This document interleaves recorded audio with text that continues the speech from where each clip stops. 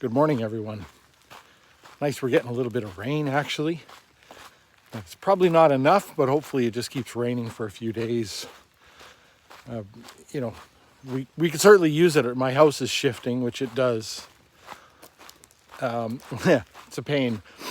We've had, a little bit of a drought the last number of years, and the house has really moved. So, all of a sudden, some doors won't close, some doors won't open, cracks in the ceiling, and in the foundation. It's not pleasant. Having said that, there was a landslide some of you may have heard of across the Chilcotin River recently in British Columbia.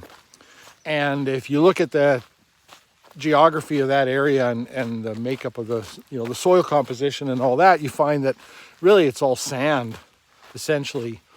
And this has happened many times over the years, despite people's claims that it's unprecedented and somehow wanting to link it to climate change or something. That's the one time I thought to myself, well, this is one time I'm happy to be living on a clay bank. But anyway, in any case, I wanted to relay an incident that happened to me when I went to visit my daughter in Vancouver recently. It was quite not normal for me. It was not something that I would have expected to happen. Being an amateur photographer, obviously I always am seeing an image, that I would like to capture. And I didn't take any cameras down with me. I thought about taking my little Ricoh down. It's a pretty good camera for kind of street photography, but I didn't. I really should have. Because when I got down to her place, she's got a new apartment, and the neighborhood around there is really, really interesting because it's sort of got lots of older homes, like 70s kind of homes, and even a little bit earlier, some of them, I think, with clapboard siding. And, it's interesting to see that with the amount of construction going around nearby. It's quite an interesting juxtaposition. All these steel and glass high rises jutting up, one block over from all of these homes. And there's a few like holdouts you can see, like, most of the homes are in little neighborhoods, but occasionally you'll see one home that's actually smack dab in the middle of all of the development. There'll be, auto parts stores and chain fast food restaurants and a whole bunch of high-rise apartment buildings, and then one little tiny house on a small lot with trees and a lawn. And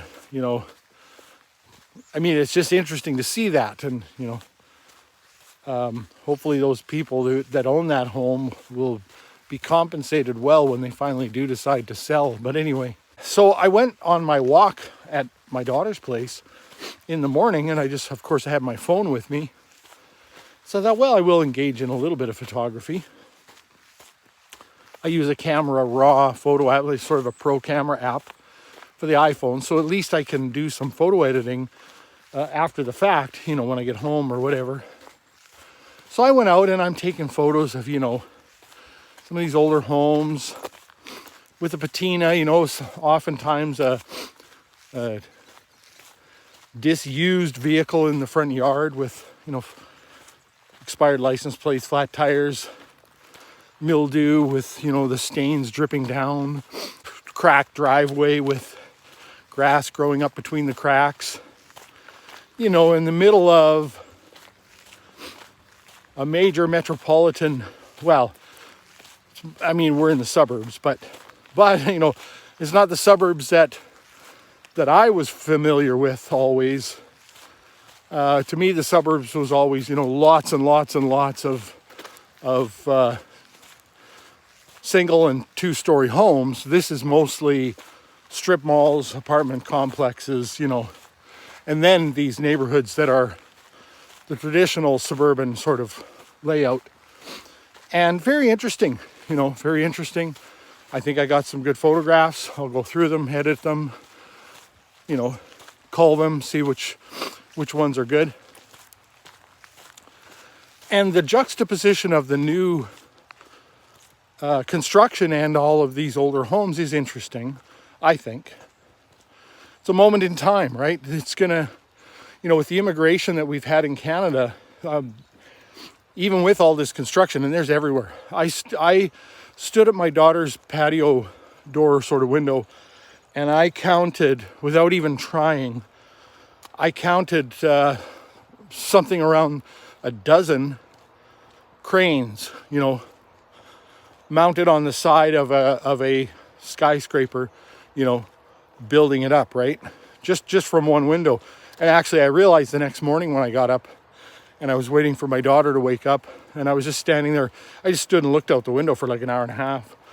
And I realized there's far more in the distance that I can see. So I don't know what it would be. I think if you could count every crane that you could possibly see from there, is probably double that. It's probably over 20. So, this is a moment in time. Like, this is a change. It's a demographic change. It's a landscape change. It's the change of city growth, all of those things. And, it's interesting even if a person doesn't particularly like it, which I'm not a big fan of.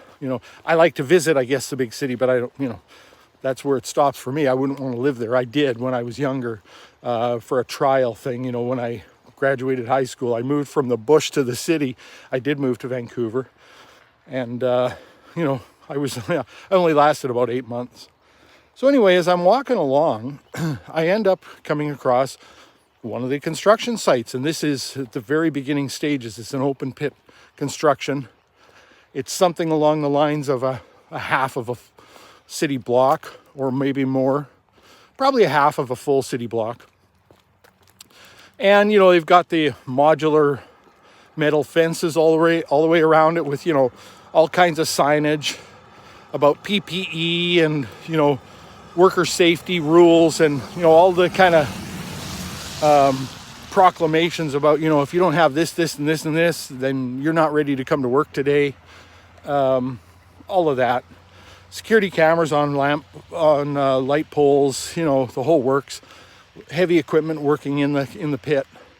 Obviously getting the site ready for the beginning of the construction of a foundation, probably underground parking, the whole works.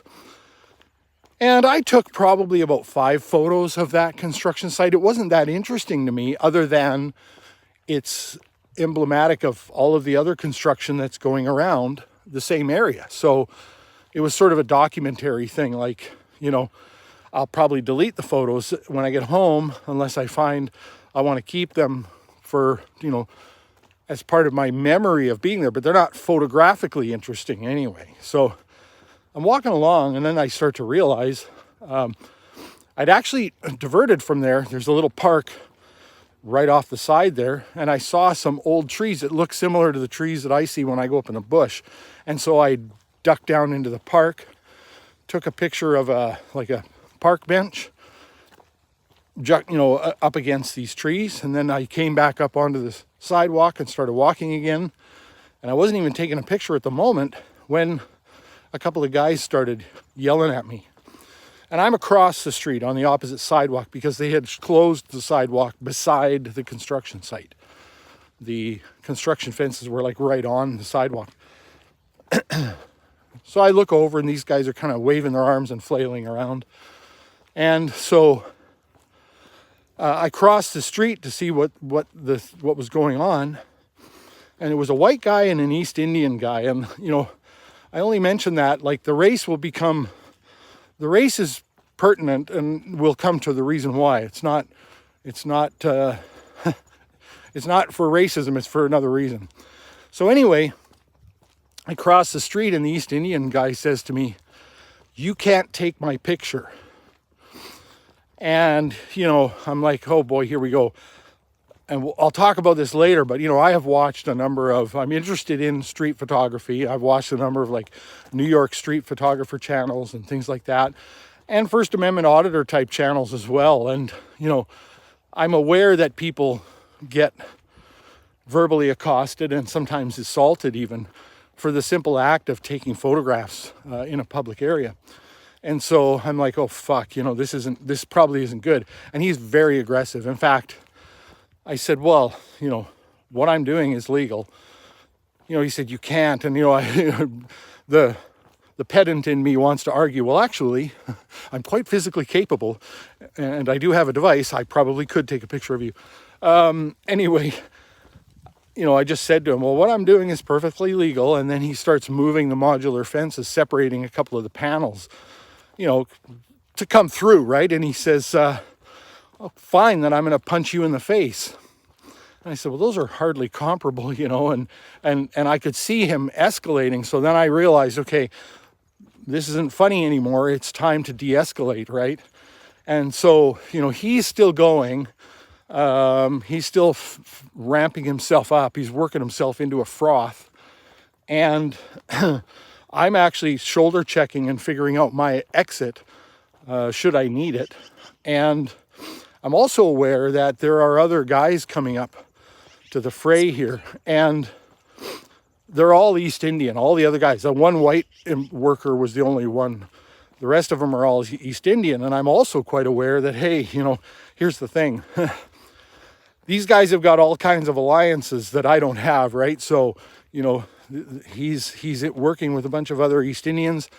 They're probably not going to side with me, especially if it came to fisticuffs or something like that, especially if I were to start to gain the upper hand.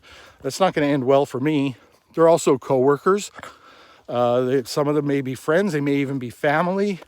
Like I'm the fish out of water here, and there's nobody going to side with me, likely, except maybe a site supervisor or something, or an employee with a better head on his shoulders, which is kind of what happened.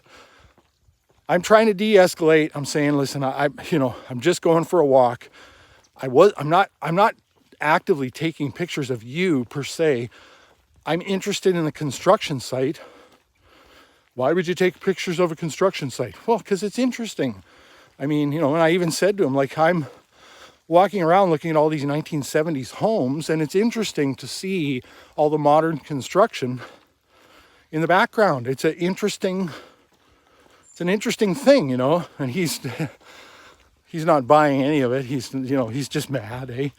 He's just peacocking mostly, I think. Most of it was bravado, but you don't know, right? Like at any moment, he could have just charged me.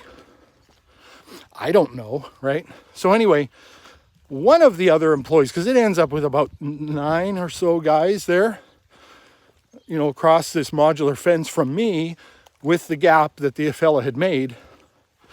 Finally, one of the other guys comes along and he comes and he looks at me and he goes, it's okay. He kind of just puts his hand on the shoulder of the other fella and he goes, it's okay. And I took that as my cue to retreat and leave the area. So I did, and I walked around the corner, and it's on a slope, this excavation. So the direction I was traveling actually led me uphill. So by the time I got to the upper corner, I'm quite a bit above them, and I can look down and see them across the excavation.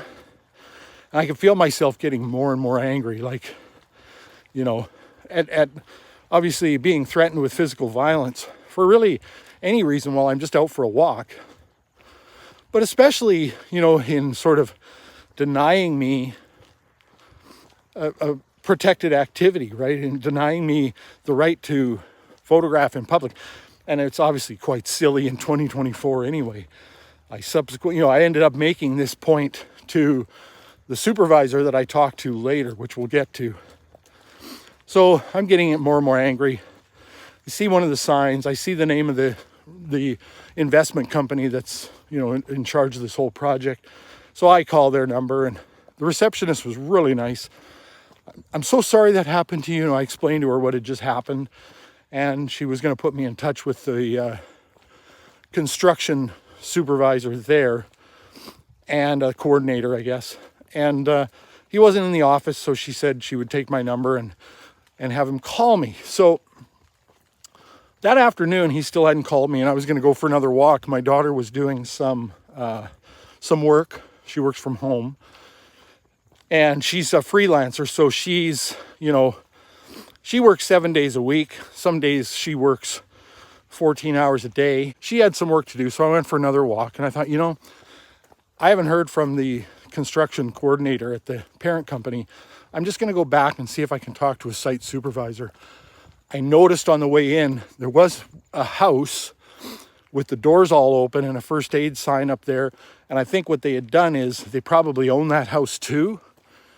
And they have taken over the house as an on-site office and a first aid station. And it's on the opposite end of the construction site where the altercation was. So I doubted that I would have any sort of further problems. So, so I did. I walked back over there, and I went to this little house, and there was a truck with the signage on the truck of the company backing into the driveway, and I thought, oh, that's probably the site super. Turned out it wasn't, but it was another white fella who had gotten himself some lunch, so he was eating lunch in the truck. And I was approaching him when another guy, another East Indian fella, was making a beeline for me. And I was wearing not my dirty hat. I was wearing a pretty identifiable hat, color-wise and whatnot. And so when he was making a beeline for me, I kind of figured he knew of the situation. I didn't recognize him from the altercation, but I was pretty sure he knew who I was. And can I help you, sir? And I said, oh, I'd like to talk to the site supervisor. That would be me. He says, okay, so this is the guy. So I mentioned to him that, I'd had an altercation there that morning, and he says, yeah, I know, I saw you. I saw you walk up to the fence and take a photo of the workers. And I'm like, no, you didn't, because that's not what happened, And he said, well, I know what I saw. And I said, well, and I was saying this to my daughter later, I'm willing to give him the benefit of a faulty recollection, it could very well be that he's just defending his coworkers and his, in some ways ally, right? For all I know, their family. I don't know, but I'm just saying, I'm fully aware that, again, he's got an alliance with this fella that I certainly don't have, right? And they're maybe going to stick together. But even having said that, I'm willing to sort of acknowledge that people often construct faulty memories. I mean, that's the problem with eyewitnesses. So, I'm willing to give him that benefit of the doubt that he saw a number of things and he knew what the story was, and his brain filled in the gaps, rather than that he's, intentionally lying to protect his underling, but his coworker, and who knows, again, what other affiliations they have outside of that. But anyway, I was able to get through to him that obviously the threats to physical violence are not acceptable, and that he should do something about that. But he was saying you can't take pictures of people. And it's like, I'm trying to educate him. That's not true. You ought to look into that. And not only that, I was pointing out obviously that it's ludicrous in 2024, the amount of surveillance that we are under. It's crazy to have an expectation that you're not going to end up in recorded photo or video. It's just ridiculous. And I don't like it particularly either, actually, but it's just the way things are. It's a fool's errand. It's pointless to try and fight it at this point. Every bloody Tesla that goes by is recording your feet, if not more. And of course, the amount of, this phone alone, I was saying to somebody after the fact, my phone's got 3 cameras, and then I realized I wasn't even counting the front-facing camera, so I even got that wrong. It's 4, The average camera or phone that people have in their pocket has a number of cameras. In fact, probably one of my mistakes in this incident was not turning on the video camera and recording the incident and, letting him know I'm recording this for my safety. That I probably should have done that. And I probably would do that in the future. And, part of the reason was I didn't really think of it. And then when I did sort of think of it, what was said was already said, so I wouldn't have recorded that. And then I thought, yeah, that may escalate things further. But I don't know if that's the thing that pushes a guy to physical violence. It probably was coming anyway, I suppose. And so, this guy was holding to his position that I don't have the right to photograph people in public. And then when I did actually get him to acquiesce a little bit to that, but then he said, well, you can't photograph people on private property.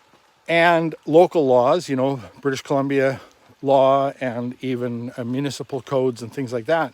And, you know, there are potentially sometimes there are issues that need to be dealt with where something actually is a violation of your charter rights, which should supersede, right, the, you know, any of these other rules and whatnot. But there's not really such a case here. Like it's pretty clear cut. And again, the only thing that would be sillier than what happened would be if there was some kind of a law that said, you know, that you can't film anything on private property from publicly accessible areas. Like, it'd be crazy, the kind of blindering you'd have to put on your phone, you know, so you don't capture any private property when you're doing anything. And of course that would nullify like private investigators. I mean, the list goes on and on and on and on. Drones and security cameras and dash cams and all of the embedded cameras that are on cars. Like it's a pointless thing to try to put that toothpaste back at this point. In fact, actually, I was telling the site supervisor, trying to introduce a little bit of levity into the conversation, and I'd said to him, you know, I go up in the bush all the time, and you know, when I got to stop to take a leak, I often wonder to myself, I wonder if I'm on somebody's trail cam right now. And the thing is, it's not, I don't think that because I actually, like where I go, you know, the chances of there happening to be a trail cam where I am are unbelievably small. Because I'm going to places oftentimes where, you know, there haven't been, like I'm pushing my truck through the altars, right? There's hardly anybody up there, no tire tracks. So, you know, it's very unlikely that also someone would happen to have put a trail cam where I am. But the reason I think that is because I'm actually aware of the amount of cameras that there are in any given location, especially in civilized areas, right? And anyway, it went over like a lead balloon. He didn't see the humor in it. Anyway, so, you know, this RCMP incident officer said to me, yeah, that's not true, when I said that the construction coordinator had said to me that you can't photograph the construction site from public because the construction site itself is private. And she said, no, I mean, you can't go on the construction site, you know, unless you're invited. But, you know, anything you can see from a publicly accessible area, you can take a photo of course you can. And, you know, I mean, again, I knew this already, but in a way I was relieved to hear her say it. It's kind of funny how that works, human psychology, right? You know you're in the right. At least that's the way I am. Maybe it's a little bit of a Dunning-Kruger thing on the positive side, you know, where you know what you know, but people of a certain amount intellect still have self-doubt. They're willing to entertain that they could be wrong, I guess. And the final thing that she said to me after I explained to her that, listen, I'm not trying to get anybody in trouble. She asked me if I wanted to report, you know, the incident. And I said I didn't because I don't want to get anybody in trouble. I don't want to get the guy fired or, you know, I mean, this is not what these people want to be dealing with anyway at the construction company. Like, you know, these are movers and shakers. They haven't got time for this small shit, right? So I informed her that, you know, my goal here was educational, both for myself to confirm, you know, my own position on this, and also to, you know, let the company know, you know, that they need to probably inform and educate their workers, because, you know, arguably I'm the second fella that's come along and taken photos. And again, I don't know what the other incident was about. I suspect there was more to it, but anyway, there could be another. And what's going to happen now? That guy is he's gonna face the wrath of everybody being at these elevated heightened, you know, levels of whatever that is. You know, he may not know what's coming to him based on that, right? And in fact, she did actually say to me at one point, when I said that the construction coordinator at the parent company had told me that, no, you can't photograph private areas from publicly accessible areas. And she said, that's not right. He's one of 5 senior managers. And she was saying it's not okay that he would be giving you erroneous information like that is, you know, that goes against your actual rights, you know. And so I told her that's my goal here, is education. She commended me on my approach. I mean, obviously, you know, I was being very polite and pleasant and professional with her in describing the events and telling her what my intentions here were. She commended me for that was my goal, that I wasn't out to try to get someone or anything like that. And she finished off the conversation by saying, they don't have a leg to stand on where the law is concerned. Well, that's good enough for me. So anyway, so I'm currently penning a letter to the owner of the company, the upper of the 5, senior managers. And I'm just laying it out for her, letting her know, same thing, my intent and everything else, and mostly trying to educate her if she doesn't know already. I'm being very respectful, but somewhat firm in my position and whatnot. So anyway, I'm curious, after all that, I'm curious as to what you think. Obviously, some of those things can be contentious, and I understand, actually, that's the thing. I understand people being uneasy with having their photographs taken for various reasons. There are like wiretapping laws and things like that here, and there's, but I mean, my goal, I don't think I got any other people in any photographs when I was walking, because most of these are probably houses that I'm taking a photograph of from across the street where the people are at work. There wasn't really much, in the way of activity. It was quite a quiet neighborhood, actually. For being, in such a big city, it was really quite quiet. But I do understand that people feel uneasy, although, again, it's a cell phone. It's not a big DSLR with a large zoom lens on it. I wouldn't think it's as intimidating, but as I said earlier, I do watch channels of street photographers on YouTube, and I'm aware of some of their work, and some of them do fantastic work. And there are so many aspects to it. There's obviously the art, capturing light and shadows and people. I mean, people are interesting. I mean, it's funny.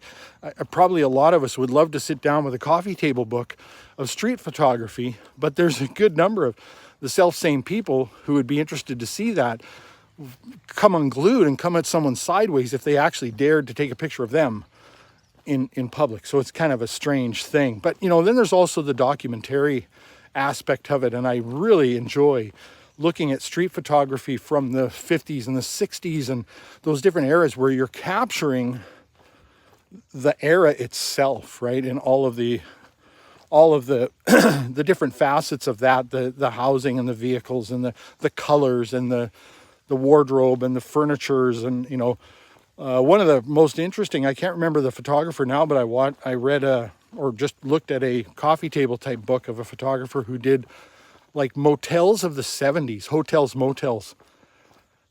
Sounds boring, is actually highly interesting. Very, very interesting to see all of the decor and the outside, the exteriors of these buildings. And of course, these are all taken with various different film stock. So they've got, they've got that look. Whereas nowadays, we try to emulate that look sometimes with different plugins and whatnot.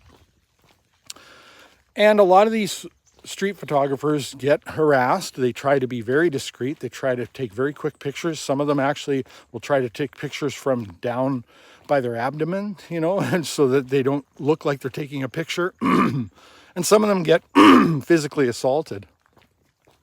And then there are the First Amendment auditor channels, which I watch some of them as well. I do find them interesting. Obviously, they tend to be more aggressive, and they are trying to be provocative because they're literally trying to provoke someone into violating or challenging their right to take photo and video in public. And yes, there are varying degrees of provocation that they engage in, and some I'm not comfortable with, and some I think are just fine. And I think ultimately they're doing a good thing, and I get it. They're just out there doing their grift too to earn money on YouTube sort of thing, or whatever, merch and whatever else. But I mean, being provocative isn't illegal either, right? And so, they do engage. It's all voluntary. The person makes a choice whether or not to approach them and start circling them and threatening them if they don't delete the photo or whatever it is. I mean, that's all a choice too. And, usually what ends up happening, as was in my case, is one of the two people ends up actually violating a law, and it's not the person with the camera. And so, you know, I mean, you do have to, even if you're against it, I think you have to obviously take that into consideration. And I would say, hey, if you don't like the law, try to get it changed. But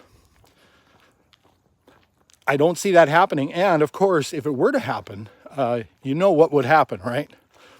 The only people who would be allowed to surveil other people would be the government. So you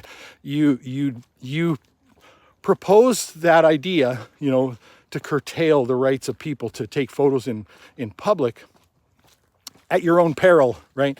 Because that's the way it works with everything else. You know, if you're anti-gun, well, you know, all you're doing is ensuring that only the government is going to have the guns, and probably, you know, a few outlaws. You're only, when you try to have other people's rights like that taken away, you're actually just taking away your own rights, because the other people are still going to do it. It's just going to be, you know, again, the government and a few bad apples. So I would be very interested to hear what you have to think. Any of you who are still here. It was a spicy way to end my photo walk. Although, again, I actually ended up walking like 2.5 hours that day. So I went out for the first walk, and it was about an hour.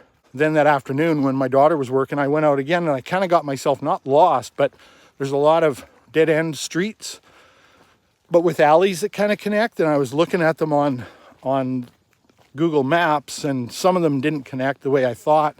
So I ended up quite a ways from her home, and I didn't want to retrace my steps. Like, I wanted to see new territory the whole time. So I had to do this labyrinthian exploration, and I did end up finding a way to get back without retracing, but I had to go further, you know. So the afternoon walk ended up being an hour and a half, thoroughly enjoyable. And I'd love to, you know, I was sitting there thinking, I think she's going to move from there. And it's too bad, because I'd like to go back there and do some more photo walks. But it's a lot more, I guess I would say it's more interesting than around here. Although, you know, there's like where I live, it's just a lot of small towns, and a lot of them are within easy driving distance.